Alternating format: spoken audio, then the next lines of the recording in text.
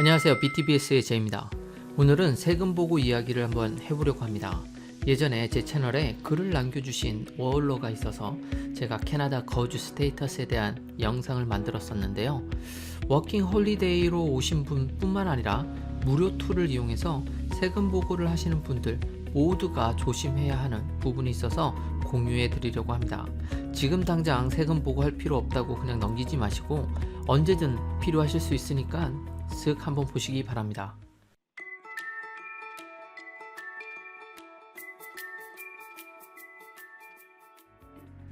사실 오늘 영상은 제가 직접 경험한 것은 아니고 예전에 세금 신고 관련 영상을 올렸을 때 어떤 분이 자신의 경험을 공유해 주신 것을 제가 다시 정리해서 다시 또 리서치해서 영상으로 만들어 보았습니다.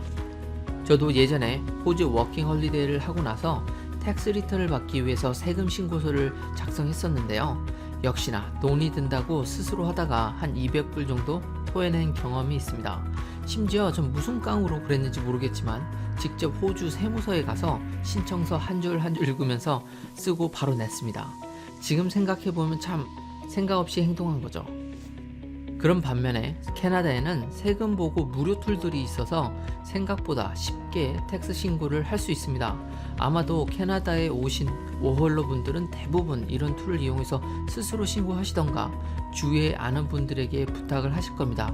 그리고 수입이 많지 않는 분들도 이런 방법을 많이 사용하실 겁니다.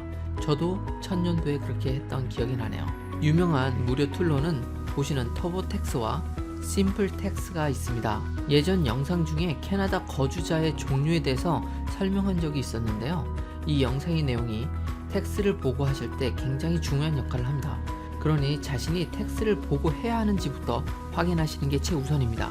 여하튼 일반적인 워홀러 분들은 deemed residence이고 이런 경우는 텍스를 보고해야 합니다. 그런데 자신도 모르게 세금 보고 무료 툴에서 자신의 스테이터스를 deemed residence로 선택하시면 WITB가 자동적으로 선택이 된다고 합니다. 사실 이것이 선택된 것도 스스로 잘 살펴봐야지만 알 수 있다고 합니다.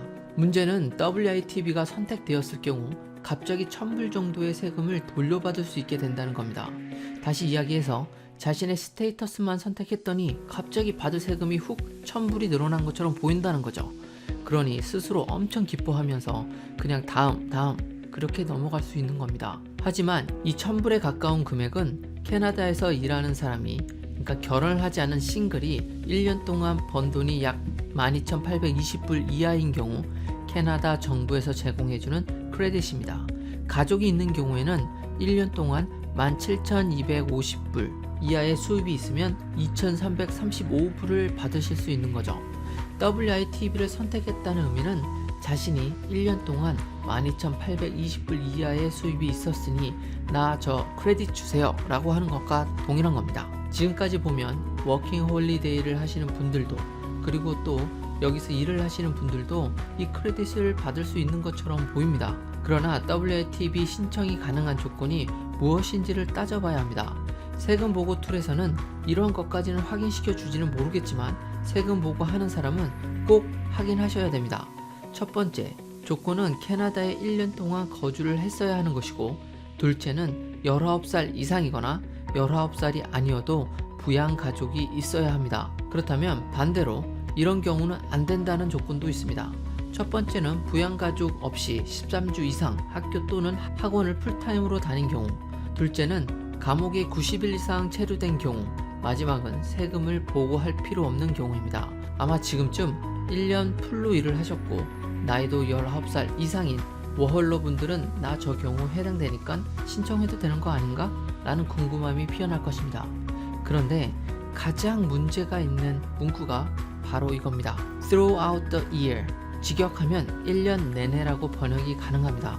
보통 1년 워킹 홀리데이로 오신 분들이 들으면 오, 딱 내 케이스네 라고 생각하실 수 있죠. 그런데 CRA에서 명확하게 이렇게 알려주었다고 합니다. 이 조건에 해당이 되려면 해당 텍스 년도에 1월 1일부터 12월 31일까지 꽉 차게 캐나다의 거주자의 신분으로 있었던 경우여야만 가능하다고 합니다.